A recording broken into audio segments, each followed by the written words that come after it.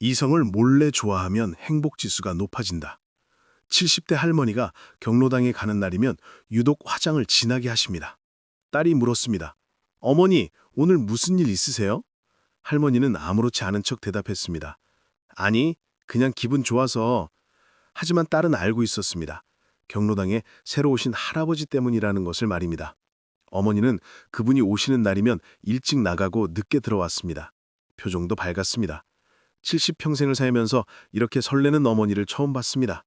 딸은 웃으며 생각했습니다. 나이가 들어도 사랑은 하는구나. 오늘은 놀라운 이야기를 해드리겠습니다. 중년과 노년에도 누군가를 좋아하는 마음은 계속된다는 것입니다. 그리고 그 마음이 우리를 더 행복하게 만든다는 것입니다. 부산에 사는 65세 박순자 씨의 이야기입니다. 남편과 사별한 지 5년이 지났습니다. 혼자 사는 게 외로웠습니다. 매일이 똑같았습니다. 아침에 일어나 밥 먹고 텔레비전 보고 잠들었습니다. 그러다 어느 날 동네 산책로에서 한 남자를 만났습니다. 매일 같은 시간에 산책하는 분이었습니다. 인사를 나누게 됐습니다. 가끔 이야기도 했습니다. 박순자 씨는 그분이 기다려졌습니다. 산책 나가는 시간이 즐거워졌습니다. 옷차림도 신경 쓰게 됐습니다. 머리도 단정히 빗었습니다. 특별한 감정은 아니었습니다. 그냥 좋은 사람이었습니다. 이야기 나누는 게 즐거웠습니다. 그것만으로 충분했습니다. 딸이 어머니의 변화를 알아챘습니다. 요즘 표정이 밝아지셨어요? 무슨 좋은 일 있으세요? 박순자 씨는 부끄러워하며 말했습니다. 아니야, 별일 없어. 하지만 얼굴에는 미소가 가득했습니다. 딸은 어머니를 몰래 지켜봤습니다. 산책 나가기 전 거울 앞에서 옷매무새를 다듬는 어머니를 봤습니다. 립스틱을 바르는 모습도 봤습니다. 오랜만에 보는 모습이었습니다. 그날 저녁 딸이 말했습니다. 어머니, 요즘 정말 예뻐지셨어요. 어머니는 손사래를 쳤지만 기분이 좋아 보였습니다. 대구에 사는 70세 김철수 씨의 이야기도 비슷합니다. 아내와 살고 있지만 권태기였습니다. 대화가 없었습니다. 서로에게 무관심했습니다. 그러던 중 복지관에서 서해 강좌를 듣게 됐습니다. 그곳에서 한 여성을 만났습니다. 우아하고 품위 있는 분이었습니다. 글씨도 아름다웠습니다. 김철수 씨는 그분에게 조언을 구했습니다. 제 글씨 어떻습니까? 여성은 친절하게 알려줬습니다. 이렇게 쓰시면 더 좋아요. 수업이 끝나면 차 한잔하며 이야기를 나눴습니다. 인생 이야기, 취미 이야기, 별것 아닌 이야기들이었습니다. 하지만 김철수 씨는 행복했습니다. 수업이 있는 날이면 일찍 일어났습니다. 옷도 깔끔하게 입었습니다. 향수도 뿌렸습니다. 거울을 보며 미소 짓는 자신을 발견했습니다. 아내가 물었습니다. 요즘 서예 수업 재미있어요? 김철수 씨는 고개를 끄덕였습니다. 네, 재미있어요. 진짜 이유는 말하지 않았습니다. 그 여성이 기다려진다는 것을 말입니다. 그분과 이야기하는 시간이 즐겁다는 것을 말입니다. 김철수 씨는 자신의 마음을 들켰습니다. 이 나이에 무슨 설렘인가. 부끄러웠습니다. 하지만 부정할 수 없었습니다. 분명 좋은 감정이었습니다. 그런데 놀라운 일이 있었습니다. 김철수 씨는 예전보다 행복했습니다. 아침에 일어나는 게 즐거웠습니다. 하루하루가 기대됐습니다. 심지어 집에서 아내에게도 더 친절해졌습니다. 아내도 변화를 느꼈습니다. 당신 요즘 기분 좋아 보여요? 김철수 씨는 웃으며 대답했습니다. 그래요, 요즘 행복해요. 광주에 사는 60대 이영희 씨도 비슷한 경험을 했습니다. 남편은 1년 전 세상을 떠났습니다. 슬픔이 컸습니다. 집에만 있었습니다. 사람 만나기가 싫었습니다. 딸이 걱정했습니다. 어머니, 밖에 좀 나가세요. 사람들 만나세요. 이영희 씨는 거절했습니다. 난 괜찮아. 집에 있는 게 좋아. 하지만 딸은 포기하지 않았습니다. 어머니를 억지로 요가 수업에 데려갔습니다. 처음엔 싫었습니다. 하지만 다녀오니 괜찮았습니다. 수업을 가르치는 남자 강사가 있었습니다. 젊고 친절했습니다. 이영희 씨가 동작을 못하면 옆에서 도와줬습니다. 괜찮으세요? 천천히 하세요. 따뜻한 말 한마디가 이영희 씨의 마음을 녹였습니다. 오랜만에 누군가에게 친절을 받았습니다. 배려를 받았습니다. 기분이 좋았습니다. 다음 수업이 기다려졌습니다. 가기 전에 옷도 골라 입었습니다. 머리도 예쁘게 묶었습니다. 거울을 보니 예전의 자신이 보였습니다. 수업에 가면 강사가 반갑게 맞아줬습니다. 오늘도 오셨네요. 좋은 하루 보내셨어요? 이영희 씨는 미소로 답했습니다. 네, 덕분에요. 물론 이영희 씨는 알고 있었습니다. 강사는 직업상 친절한 것뿐이라는 것을 말입니다. 자신은 그저 수강생 중 한 명이라는 것을 말입니다. 착각하지 않았습니다. 하지만 그 짧은 순간의 설렘이 좋았습니다. 누군가를 기다리는 마음이 좋았습니다. 예쁘게 꾸미는 자신이 좋았습니다. 그것만으로 충분했습니다. 서울에 사는 심리학자 김민정 박사를 만났습니다. 노년의 감정에 대해 연구하는 분입니다. 중년과 노년에도 이성에 대한 호감은 자연스러운 감정입니다. 오히려 이런 감정이 있다는 것은 건강한 신호예요. 왜 그렇습니까? 물었더니 김민정 박사가 설명했습니다. 누군가를 좋아하는 마음은 삶에 활력을 줍니다. 아침에 일어나는 이유가 생깁니다. 외모를 가꾸게 됩니다. 긍정적인 생각을 하게 됩니다. 이 모든 것이 행복 지수를 높입니다. 실제로 연구 결과가 있다고 합니다. 노년에 누군가에게 호감을 느끼는 사람이 그렇지 않은 사람보다 우울증이 적고 삶의 만족도가 높다는 결과였습니다. 전주에 사는 65세 한경숙 씨의 이야기입니다. 남편과는 50년을 함께 살았습니다.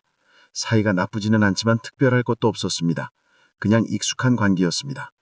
그러던 중 옛 동창회에 갔습니다. 50년 만에 만난 친구들이었습니다. 그 중에 한 남자가 있었습니다. 학창시절 짝사랑했던 사람이었습니다. 50년이 지났지만 여전히 멋있었습니다. 세월의 흔적은 있었지만 그 눈빛은 예전 그대로였습니다. 한경숙 씨의 심장이 두근거렸습니다. 동창회가 끝나고 연락처를 교환했습니다. 가끔 문자를 주고받았습니다. 안부를 물었습니다. 별것 아닌 대화였습니다. 하지만 한경숙 씨는 행복했습니다. 문자가 오면 설렜습니다. 답장을 쓸 때 신경을 썼습니다. 어떻게 쓸까 고민했습니다. 마치 10대 소녀가 된 것 같았습니다. 남편은 몰랐습니다. 아내가 누군가 문자하는 것을 알지 못했습니다.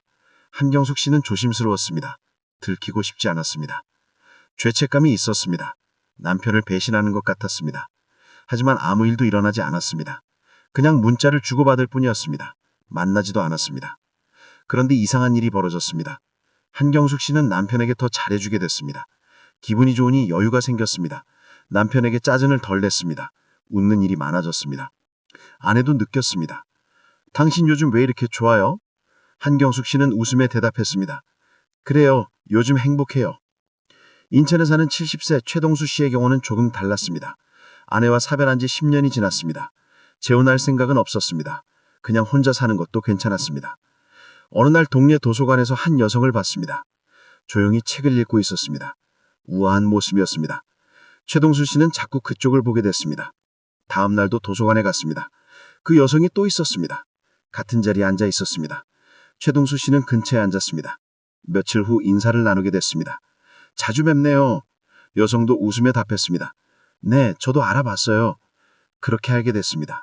가끔 이야기도 했습니다. 책 이야기, 취미 이야기, 별것 아닌 이야기들이었습니다. 하지만 최동수 씨는 그 시간이 좋았습니다.